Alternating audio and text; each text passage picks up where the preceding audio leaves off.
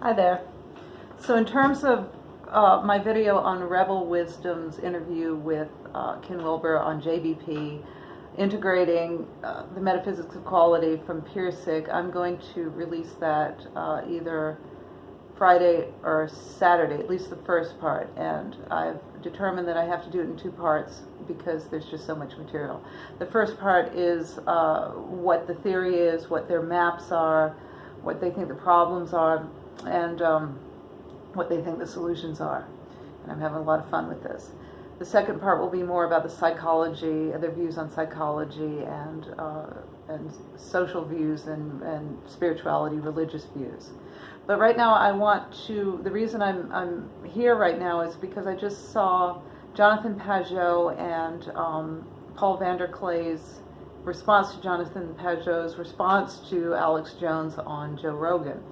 And it's, of course, what they're saying is that Alex Jones is a shaman, or he's someone who sees the patterns, who's someone who has the intuition. And you know what that is. That's Brujo. And so Alex Jones, I would say, is definitely a Brujo. And what's interesting is that that he has kind of some of the objectionable qualities in terms of civilized society, let's just say, or societal norms that the Brujo in Lila had. You know, remember that he was a drunk and peeping Tom, but he understood how the patterns were shifting. And one thing I also want to say is that I will definitely be looking at Paul Vander Klay's reaction to the Ken Wilber interview to do the part 2 on their spiritual aspects of their theories. So one thing that's really interesting about the Brujo, as I look at Ken Wilber's material, is that they allow us to step out of the paradigm, or at least, actually let me talk more about Jonathan Haidt, who Paul Vander Klay referred to in terms of looking at the patterns. This is how you get to Ken Wilber's second tier thinking. You have to step outside what Pirsig would call subject-object metaphysics, and you have to step into dynamic pattern-oriented metaphysics. And that unless we, this is Ken Wilber, he says, unless we're not going to solve this first tier thinking of green, the social justice people, orange, that would be the intellectual dark web, the rationalists, the scientists, let's just say, and amber, the conservatives, and maybe even further to the right. You have these three levels, which are first tier thinking, that are at each other's throats. That's what Wilber's saying. And the way to get out of this into amber is through people like Jonathan Haidt, who are apolitical and are looking at it from above.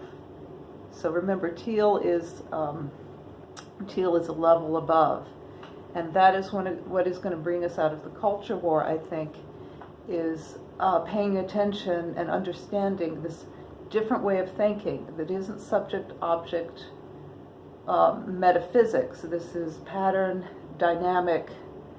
understanding, dynamic metaphysics. And so nowadays, I'm sorry about the very rough nature of this video.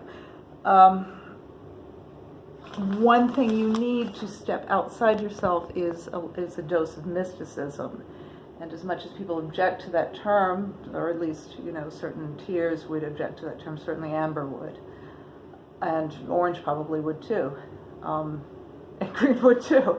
You need mysticism to be able to access that part of your mind. And remember, now let's talk about orange, there was a study, Dr. Davidson from, I think it was the University of Boston, or maybe it was Harvard, did that very, very famous study with the Tibetan monks that show that with meditation, which you could characterize as mysticism, you can actually document accessing that part of your mind that can be the witnessing consciousness, that can step outside of itself, and that can make that can integrate what's good about the lower levels.